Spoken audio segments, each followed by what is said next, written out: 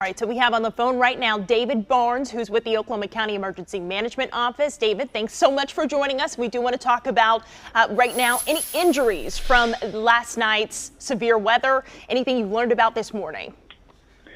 I'm not aware of any injuries, although I'm sure our medical folks will give you better information than that. Our crews and various work units are still in the field evaluating damage, and obviously that's going to be widespread because of the high winds that we did experience. Yeah, David, if you could go over a little bit more in depth on the damage that you have seen, that you've gotten reports on, because we've had our crews out as well, but what are you seeing? I've seen structural damage to some commercial structures in the north central part of the metro, pretty substantial damage there, and power lines down as you would anticipate, as well as a large amount of vegetative debris, tree limbs down, those type things, fences blown over, and I'm sure there's a trampoline mixed in there somewhere.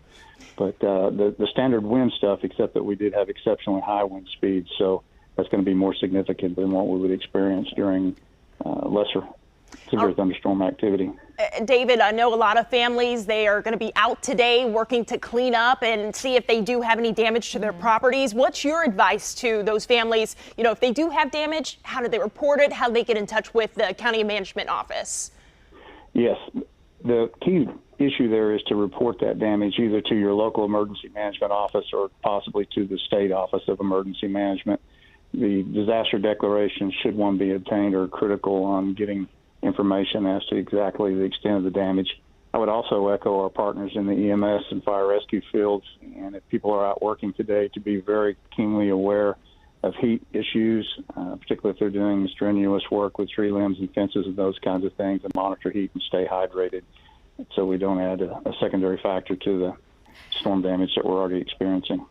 And David, what is next for your team over at Emergency Management as we continue assessing the damage and then look ahead to the possibility of more severe weather tonight?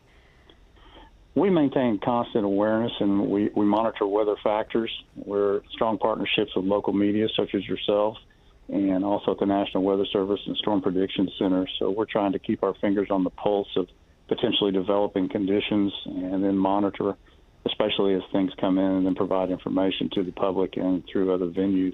But awareness is a key issue, as this time of year a lot of people are not necessarily acclimated to not only the warm weather, the hot weather, but also they think the thunderstorm season is behind us. But as we experienced overnight, we can still have significant issues. So monitoring and awareness are key factors.